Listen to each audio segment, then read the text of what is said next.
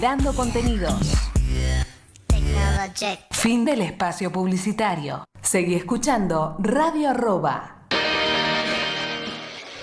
Si tenés una banda y querés sonar en Radio Arroba, envíanos material a contacto@radioarroba.com.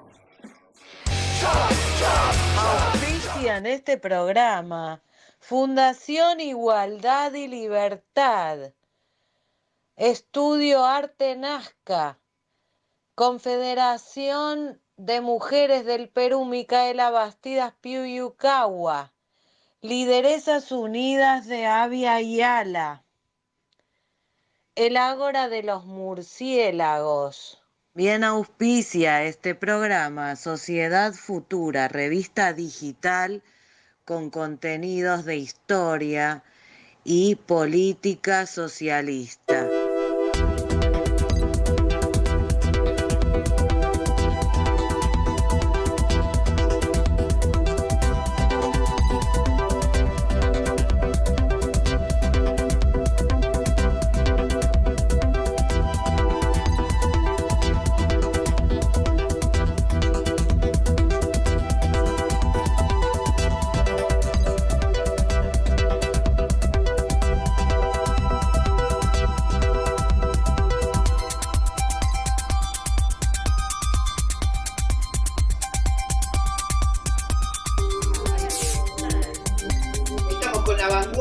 Online desde la ciudad de Buenos Aires, todos transmitiendo desde Radio Arroba, La Vanguardia Online con mis compañeros de equipo, Pablo Álvarez, Verónica Baston, Rodrigo Borges. ¿Cómo andan, muchachos?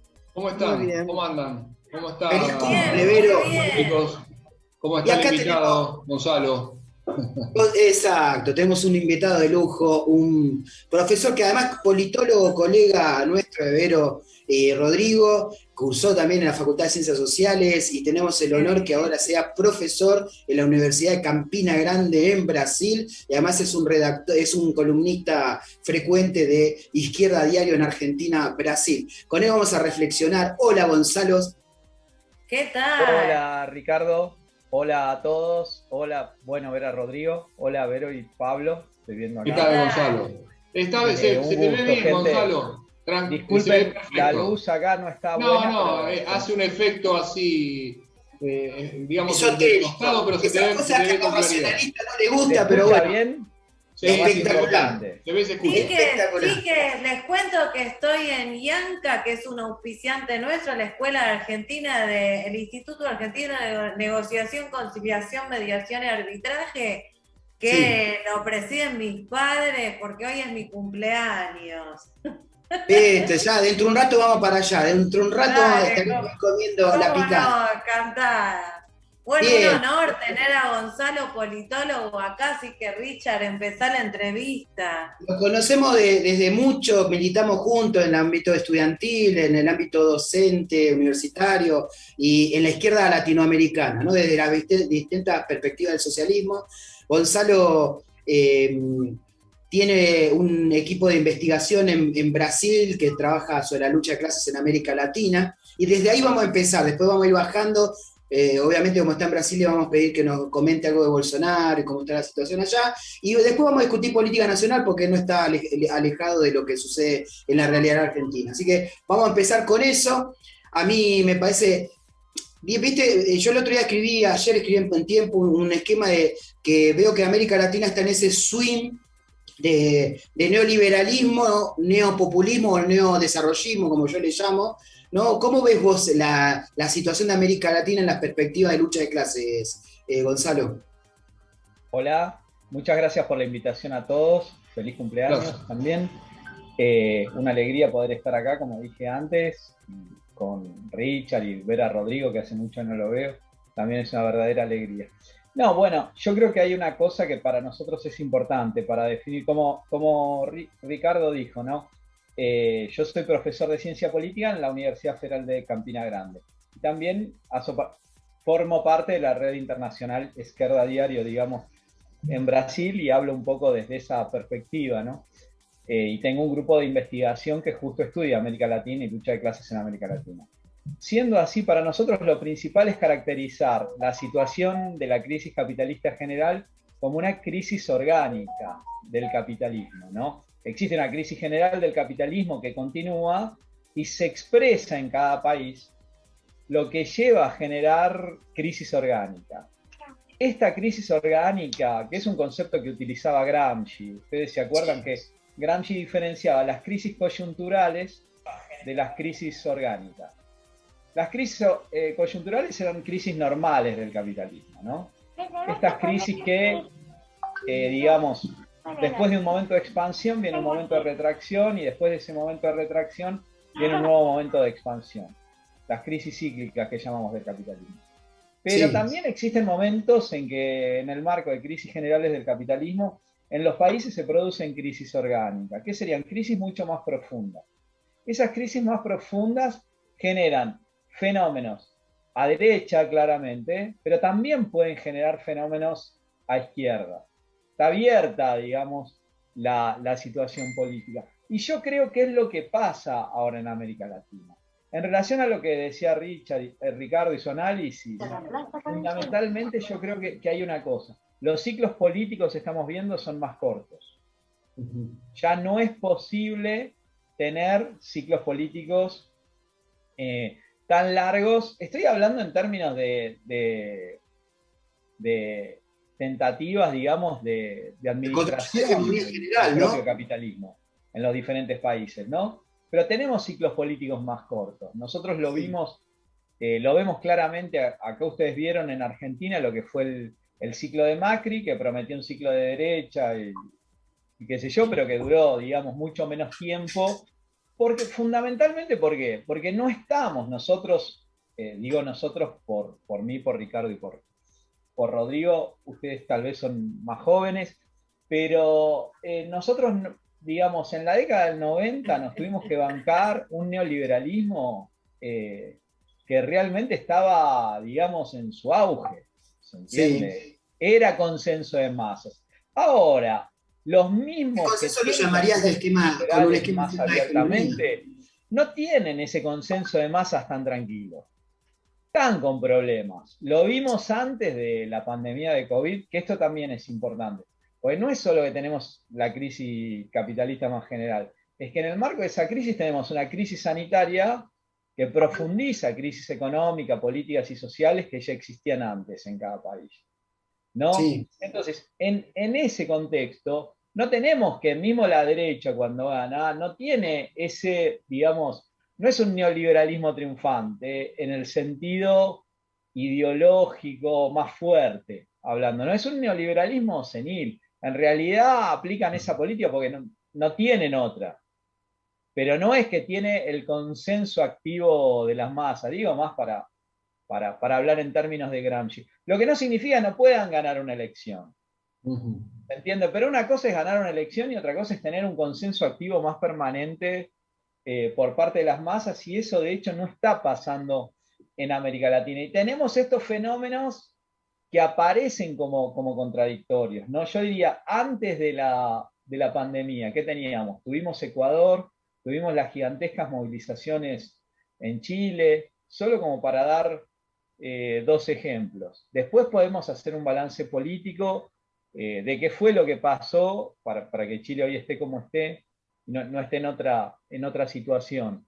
Lo mismo Ecuador, ¿no? Así como planteás que yo estoy bastante de acuerdo, que el neoliberalismo no logra establecer una hegemonía, siguiendo no sé si stricto sensu está bien aplicado el concepto, pero tratando de establecer una hegemonía como fue por ahí el neoliberalismo en los 90, no la puede constituir nuevamente el neoliberalismo. También le está costando a los sectores o a las expresiones más de centro-izquierda, yo le llamo neodesarrollismo, generar una hegemonía, una estabilidad, porque no solo por la contradicción y además la presión que tienen por los sectores concentrados, sino también porque no logran superar estructuralmente los límites que le pone un esquema capitalista, ¿verdad?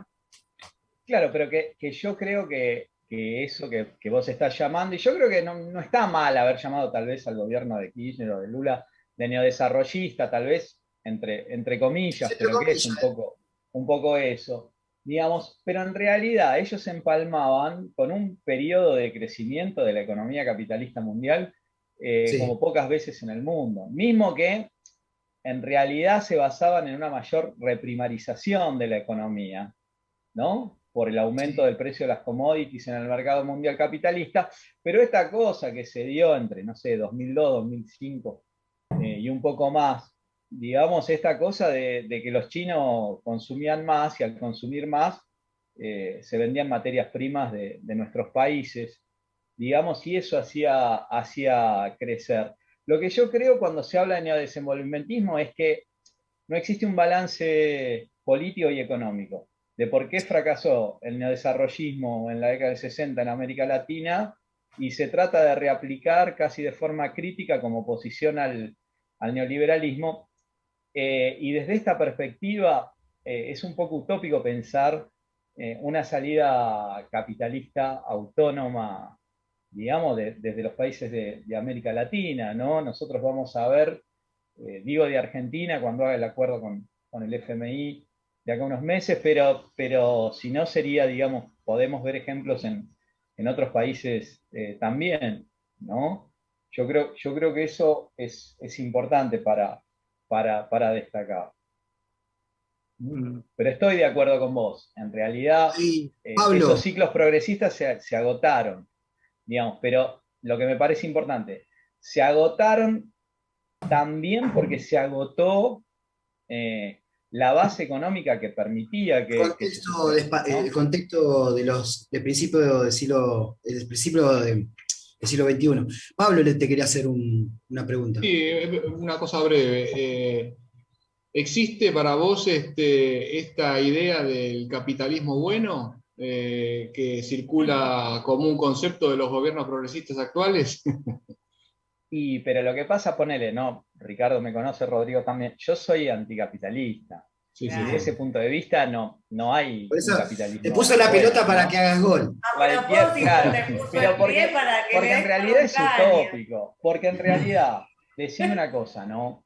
El capitalismo es mejor o peor dependiendo de la relación de fuerza entre las clases, depende de la lucha de clases. Pero si es por los propios capitalistas, estamos fritos, ¿no? Claro, Entonces, claro. de ese punto de vista, es utópico pensar en un capitalismo más humano, porque va contra la propia lógica del sistema. Eso no significa que, digamos, en determinado contexto, triunfo de la Revolución Rusa, guerra en Europa, lucha de clases en el plano internacional, en determinados países, con un determinado modelo de acumulación, no hubo mejoras para la clase trabajadora en el marco del capitalismo. Pero vimos que en el largo plazo eso era absolutamente insustentable, ¿no? Pero gracias por la pregunta, Pablo, porque realmente no existe ninguna posibilidad. Yo creo que esa es la gran utopía del centro-izquierda. Gonzalo, vos a mí no me conocés, pero yo sí te conozco. Yo soy politóloga también de la época, o sea, cuando Ricardo estaba en tercer año yo empezaba, así que somos más o menos todos contemporáneos. Y lo conozco a él desde el 94. Mira, yo tengo una teoría ad hoc muy personal, porque soy presidente de Lideresas Unidas y de Avia Yala, y queremos rescatar o recuperar un poco la idea de la patria grande, pero también dentro de la idea del marxismo de izquierda, ¿no? Entonces, en la pandemia, así como me afloró un personaje teatral, ficcional, que es muy vampira, riendo un poco de esto del murciélago y qué sé yo, de China, pienso que esta nueva fase post-pandémica o pandémica acuña una etapa que es el capitalismo exterminador, un poco también tomando la ironía de Asís cuando hablaba de Macri, ¿no? Entonces tu visión, lo que vos estás remarcando, un poco desde la teoría de Gramsci, de alguna manera me refuerza esa idea del capitalismo exterminador, pero me da una cuestión positiva lo que vos estás diciendo, positiva en el buen sentido, porque vos ves que es un capitalismo en decadencia. Esa es la pregunta. O sea, ¿vos ves que es un capitalismo en decadencia o es un capitalismo que se refuerza aún más? Desde tu análisis. Está buena la intervención, Verónica. No, la cuestión es la siguiente. Yo creo que el capitalismo está en decadencia al punto de vista de que tiene cada vez menos a nos ofrecer, a nosotros, a la juventud, en general. Eso no significa que el capitalismo se va a caer solo, digamos. Bien. Son dos cosas diferentes, ¿no? La lucha política es importante un poco por eso, ¿no? Entonces es importante una lucha anticapitalista, porque mismo con toda su decadencia nos puede llevar a una mayor degradación, digamos, pero no va a desaparecer solo, ¿no? Entonces me parece importante, lo que está pasando con el medio ambiente es escandaloso, y pasa en Argentina, pero no solo acá. Y Gonzalo, ¿qué haces? Grande. ¿Vos cómo ves? Porque vos dijiste que ahora los procesos son más rápidos, ¿no? O sea, esta idea de que procesos de derecha o de izquierda llegan al gobierno, pero, digamos, no tienen el poder, ¿no? Sobre todo acá en la Argentina es clarísimo eso, ¿no? Como parecería que en este momento se podría llegar a pendular de izquierda a derecha, para sintetizarlo Yo mucho. propongo que eso lo responda cuando volvamos del corte. Ah, bueno. Elaborando. Dale, vamos al corte y volvemos. Agrupaciones que patrocinan a la vanguardia online. Va saliendo. O podemos Lideresas hablar en esta Unidas de instancia. Aviala. Sí. Agrupación de mujeres Dale. líderes de toda América Latina de arte, derechos humanos y culturas. Confederación de Mujeres del Perú, Micaela Bastidas Piuyucagua. Organización Social de Mujeres de Feminismo Comunitario del Perú.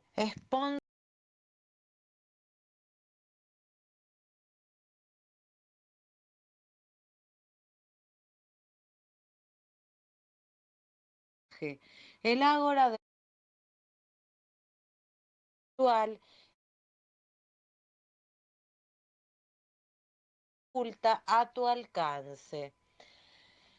Tarot de Verónica Elizabeth al 1127397407 para consultas online y para cursos virtuales de tarot.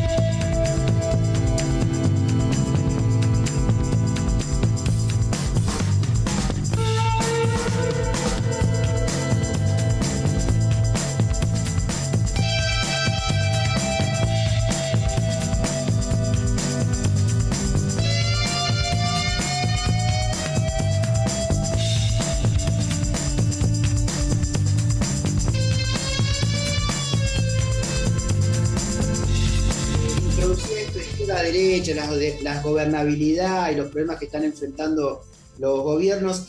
Empezamos por Brasil, después venimos por Argentina, pero estás allá y queremos aprovechar esa visión en el contexto de la estructura o la problemática de qué va a tener que enfrentar Lula si es que regresa a Brasil. El otro día, tomando un café con vos, me parece interesante esto de que muchos estamos con mucha expectativa pensando en que va a ser como un gobierno del 2002. Y hay otro contexto y no va a ser así. Contanos un poquito desde ahí. Claro. Lógico, lo que pasa, Brasil es una cuestión particular y después respondo también la pregunta que quedó de Rodrigo. Brasil es una cuestión particular que tiene la particularidad justo del golpe institucional que se hizo a Dilma en 2016. Y yo lo digo esto con total independencia política de Dilma, del PT y demás, ¿no? Porque creo que hay que construir una alternativa independiente a ello. Pero mismo así, hay una situación política que tiene que relación con un cambio de régimen, ¿no? En Brasil. Tuvimos el golpe institucional, tuvimos más ataques a los trabajadores con el gobierno de Temer y tuvimos el triunfo electoral de Bolsonaro en cuanto Lula estaba preso, digamos, ¿no? Yo creo que eso hicieron, digamos, que se comience a consolidar un régimen político diferente que el que estábamos acostumbrados de la Constitución del 88. Y también la Constitución del 88, que para muchos es una constitución ciudadana, en Brasil mostró su límite y su propio fracaso. ¿Qué tenemos en Bolsonaro?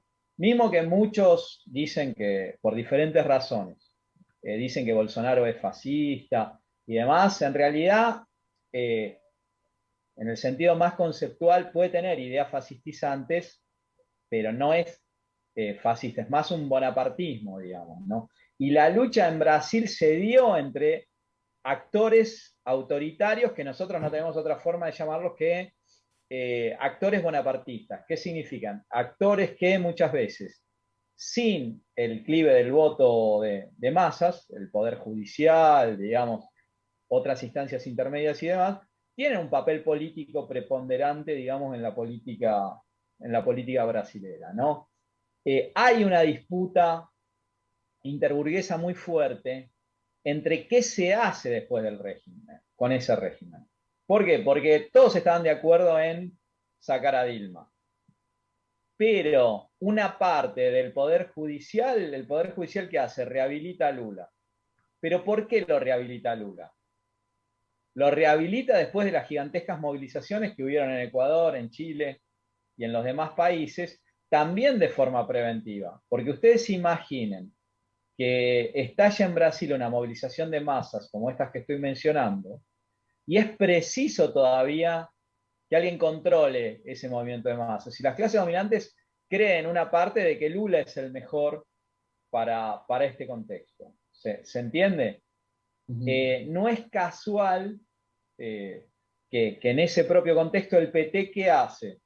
El PT, muchos daban por muerto al PT, no sé si acá llegó esa discusión, pero Sí. en Brasil había muchos que decían que el PT estaba muerto. Sí, sí. No, el PT lo que hace incluso el es interior tratar del de PT. reacomodarse al régimen del golpe. Sí, Sí. de hecho, perdón, Gonzalo, de hecho se llega a decir de que Lula supera al PT de alguna manera, ¿no? Como en algún punto.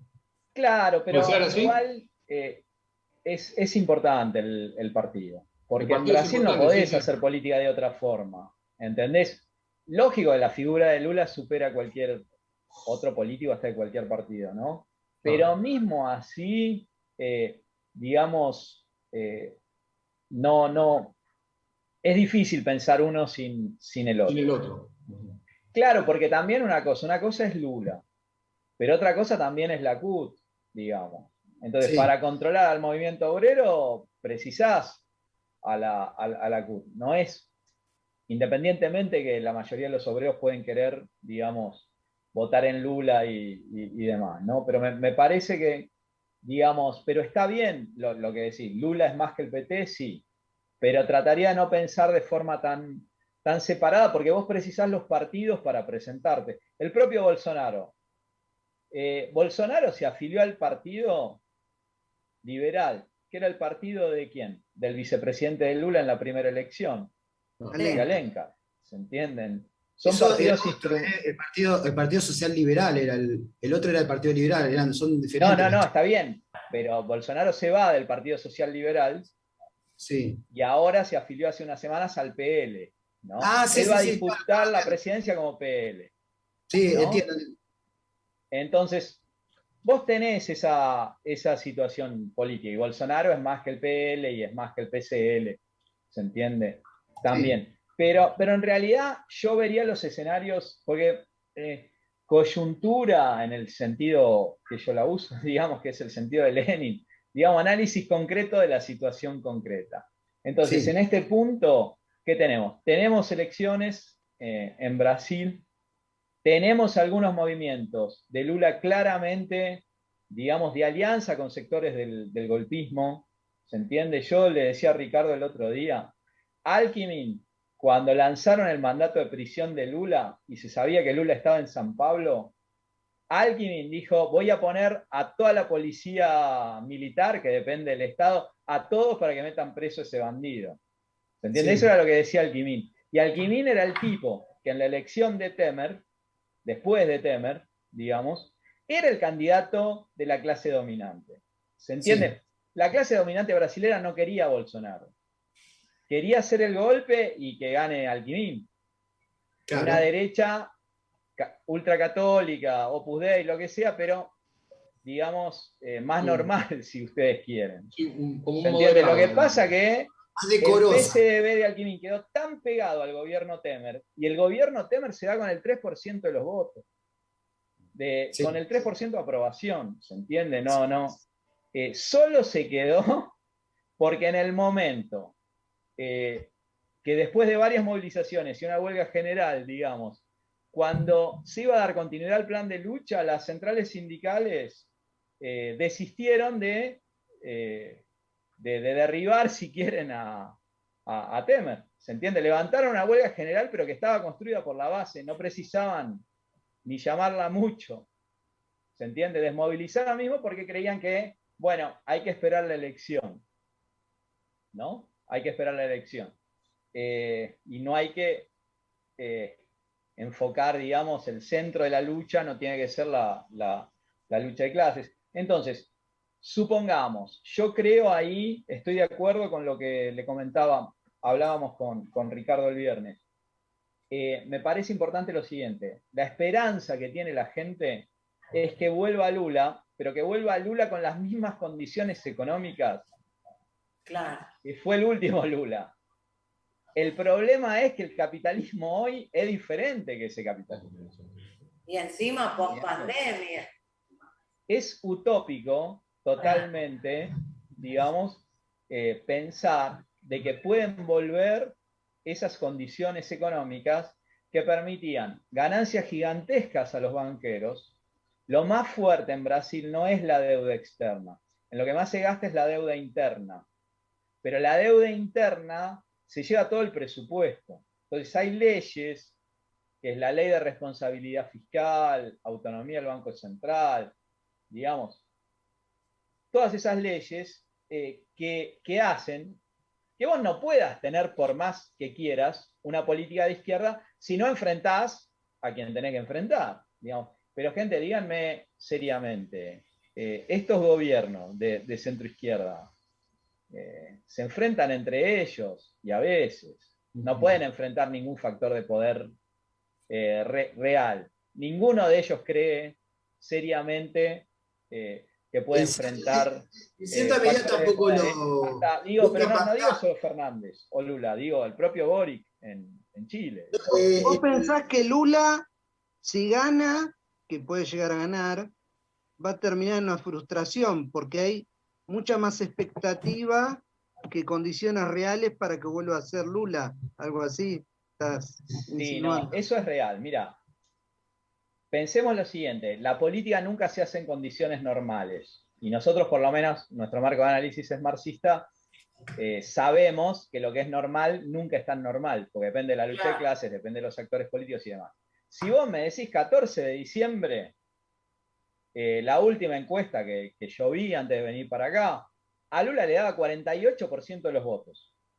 48% de los votos, si vos sacás los votos nulo, blanco y qué sé yo, puede llegar hasta 52-54%. Es decir, gana en el primer turno. Podría ganar en primera, sí. Gana en la primera, ¿se entiende? Sí. Sin Alckmin, ¿no? Algunos en el PT piensan, vamos en alianza con Alckmin, y mismo que Alckmin pierda todos sus votos y nos traiga 5%, ya estamos más que nos super sobra. Pero ahí lo pone más con una pero lógica. se entiende que Alckmin es un tipo de derecha. que defendió el golpe, que reprimió a los profesores como nunca. ¿Se entiende? Sí. Eso es Alquimín. Alquimín no cambió. Quien lo conoce, lo conoce. La lógica no es más que nada el porotaje electoral, sino que están pensando más en la lógica de gobernabilidad. Fue muy hace poquito entrevistamos a un diputado del PT y era muy explícito en eso. Claro, pero el problema es a dónde nos lleva, digamos, desde la izquierda esta lógica de la gobernabilidad, ¿no? Yo creo, porque la gobernabilidad, ¿qué significa? Dar estabilidad a un régimen político que permitió pasar todos los ataques contra los trabajadores. ¿Se entiende? Sí, en última instancia un gobierno que puede pasar por ser de centro izquierda, pero que en realidad esté implícito en una democracia liberal, representativa y restringida, no en los términos marxistas en los que vos estás refiriendo el análisis que quisiéramos, ¿no es cierto? Claro, pero ¿sabés qué es lo que pienso? Y yo creo que en eso voy a tirar agua para mi molino, aprovechando tu comentario. Me parece que el Frente de Izquierda en Argentina es otra lógica, ¿no? Porque es una alianza, digamos, de independencia política y demás, del Estado, de los gobiernos, de los patrones y demás.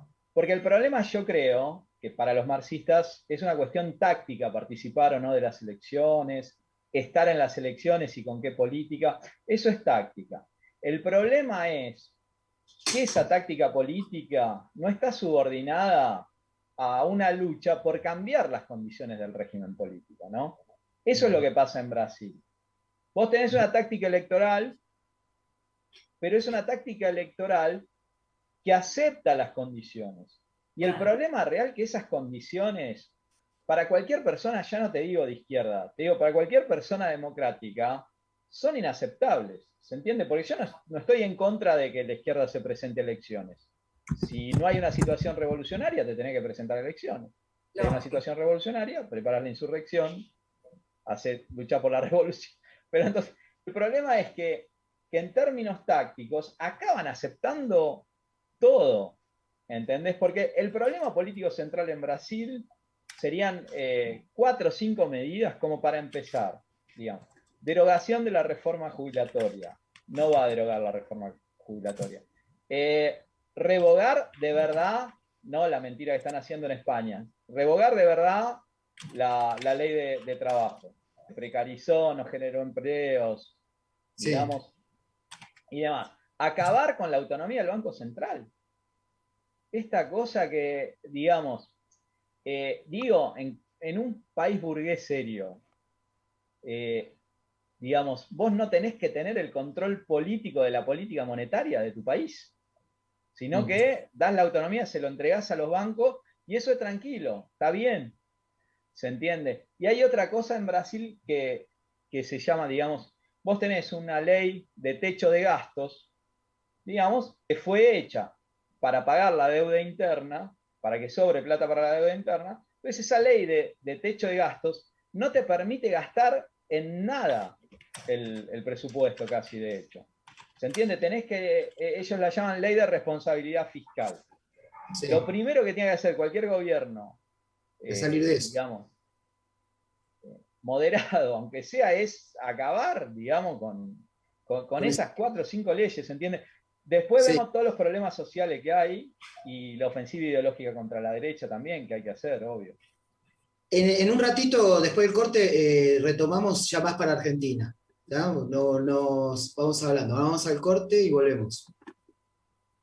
Auspician este programa Fundación Igualdad y Libertad, Estudio Arte Nazca, Confederación de Mujeres del Perú, Micaela Bastidas Piuyucagua, Lideresas Unidas de Avia Yala, el Ágora de los Murciélagos. Bien auspicia este programa Sociedad Futura, revista digital con contenidos de historia y política socialista.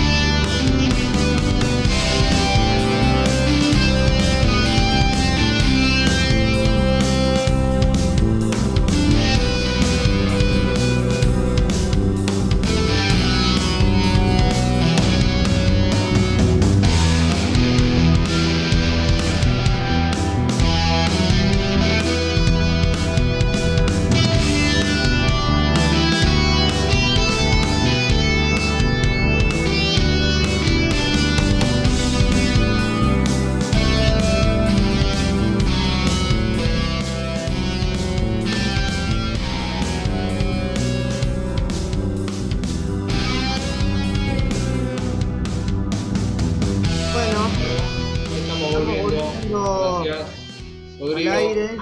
Estamos volviendo y escuchamos de Star Cluster, aquí presente Pablo Álvarez, de su proyecto electrónico, música original del álbum Café Elizabeth, 2 temas. Uno, Café en La Habana, para David Españón, que está esperando la segunda parte. Y el segundo tema que recién escuchábamos, La Tarotista y el Café, por supuesto. ¿Qué tal? Bueno, Gonzalo, podemos volver a lo que estaba, retomemos el punto. ¿Puedo hacerte un comentario, una nota al pie con respecto a lo que estás hablando? Vos sabés que me llama, no la atención, pero en tu análisis, de alguna manera desde un lugar real, ¿no? De análisis, fuera de la ficción, yo que vengo del mundo audiovisual, el otro día estuve repasando una serie, estas series de Netflix, que muchos ven, que me llamó la atención, llamada Borgen, ¿sí? Que mucho se ha hablado años atrás sobre la política en Dinamarca, ¿sí? La vi, la verdad que es totalmente decadente como hecho político, y como hecho audiovisual es totalmente olvidable. Pero lo que sí me llamó la atención es lo que proponen como idea política, que parece ser como una burbuja, en donde en esa burbuja los poderes democráticos juegan un papel de ficción, ¿sí? Digamos, en donde el poder legislativo, ejecutivo, judicial y los medios se mueven en una burbuja pequeña, y en realidad el poder real nunca se lo llega a ver. La sensación que vos, con tu análisis que estás haciendo de esta, digamos, de este regreso coyuntural de los gobiernos progresistas, que no son tan progresistas porque de alguna manera no saben bien para dónde van, estarían planteando un poco una realidad sobre una realidad paralela política, que de alguna manera enmascara lo que verdaderamente sería el juego político al cual se quiere llevar a toda la región. No sé si me explico. Yo creo que expresan un poco la propia falta de alternativa, ¿no? Que ellos tienen. Yo creo que va un poco en ese sentido. Porque vos fíjate, en los grandes temas acaban coincidiendo. Y yo tengo una visión trosca, pero no creo que todos son iguales. Pero mismo sin que todos sean iguales, hay determinados aspectos que no son posibles de discutir, ¿no? Yo digo acá, Ricardo quería comentar un poco Argentina y demás seguramente, pero por ejemplo, digamos, el tema del FMI y el tema del extractivismo, Vero hablaba, digamos, de la cuestión de la tierra y demás, si yo no entendí mal. Digamos, miren, hay un consenso generalizado, digamos, ¿no? Sobre que habría que pagarle al FMI y que habría que usar el extractivismo, porque es el único modelo que ellos tienen.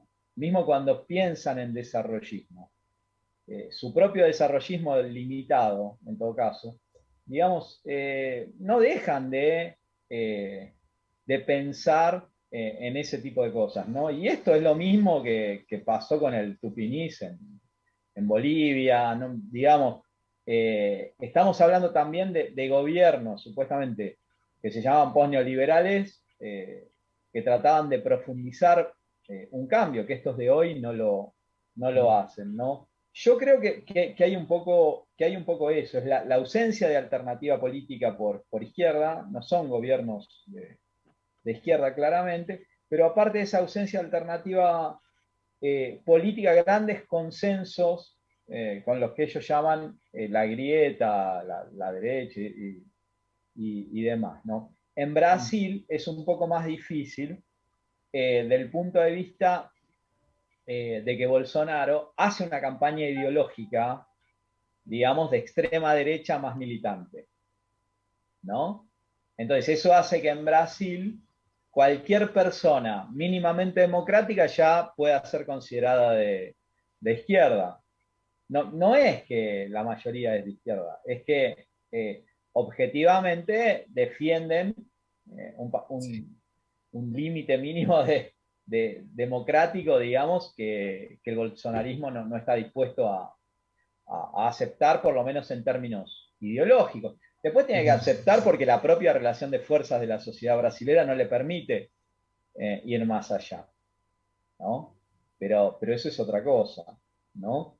Yo vería un poco. Y respondiendo a la anterior de Rodrigo, yo creo los ciclos políticos son más cortos. Eso no significa que no se pueda hacer nada. Pero el problema es lo que yo estoy viendo. Si vos me decís, digamos, ahora yo veo a Fernández y veo el espejo de Lula después de que triunfa en la elección. De ese punto de vista lo vería casi igual, ¿entendés? ¿Por qué? Porque es votado con determinadas expectativas, Sí. pero que en realidad no va a responder por su propio programa a esas expectativas, ¿no? De ese punto de vista estoy hablando, en el sentido de que una cosa es la expectativa para sacarse de encima a Macri. Otra cosa es la política que vos hacés, que acaba teniendo muchos elementos de macrismo, ¿no? Lo mismo pasa con Lula y el PT. Y eso te acorta obligatoriamente el ciclo político. Lógico que son gobiernos que saben que si no hacen alguna cosa en lo social, aparece la catástrofe que, bueno, qué sé yo, no sé, en la evaluación del gobierno, para ellos la elección fue buena, pero objetivamente no hay que ser un gran cientista político para darte cuenta de que no fue una buena elección para el gobierno, está claro. Pero se entiende, en ese sentido estoy hablando de los ciclos políticos más cortos, ¿no? Y se da también otra situación, digamos, ¿qué crece en eso? Crece, una parte de la derecha se radicaliza, que no es un voto nuevo, pero es un voto, digamos, que estaba en Macri contemplado, pero que cree que Macri hizo poco. Si no, no te explicás, digamos, Milei y demás, creen que Macri hizo poco. Lo que pasa es que Macri no hizo más porque la relación de fuerza entre las clases no le permite hacer más. No por una cuestión de programa o porque tenía sensibilidad social. Ninguno de nosotros cree una cosa de esas. Pero crece Milei sobre la derecha, digamos, hay un sector de la derecha que se radicaliza fundamentalmente en capital, un poco menos en provincia, digamos. Y por otro lado, eso lo admite hasta el propio peronismo, lo tiene que admitir, en el conurbano bonaerense, en los sectores más pobres, crece el Frente de Izquierda. Ese es un dato diferente. No solo que fue tercera fuerza nacional. Eso te quería marcar, sí, en realidad, generalmente... Sino también en los municipios metimos concejales, qué sé yo, cosa que era un hecho inédito hace unos años.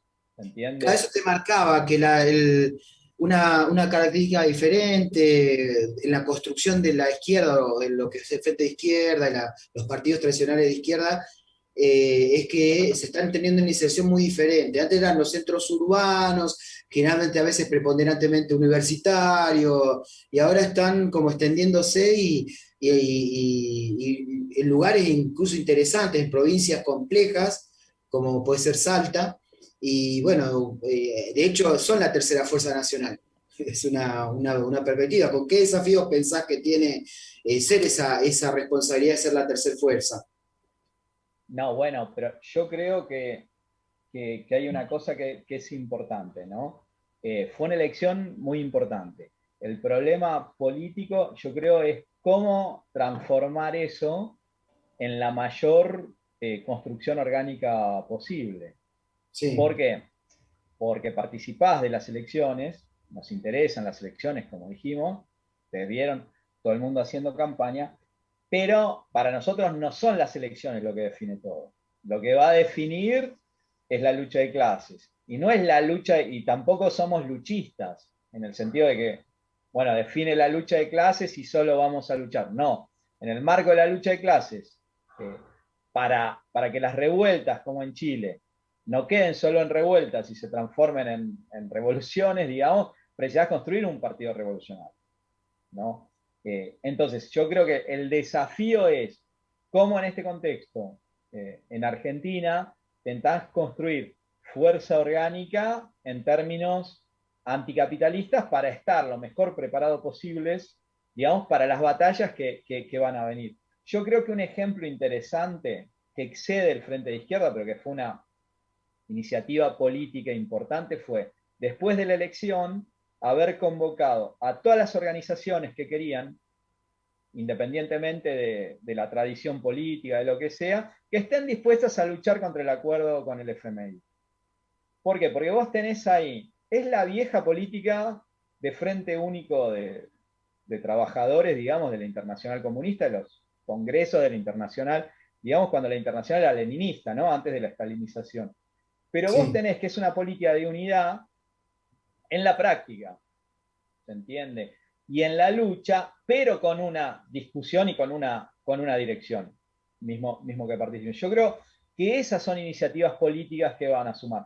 Yo creo que está colocada la cuestión, Chubut mostró, parece que el gobierno no quiere tomar ese mensaje y demás, la cuestión del extractivismo. Digamos, no. Se vio en Mendoza antes, se vio en Chubut.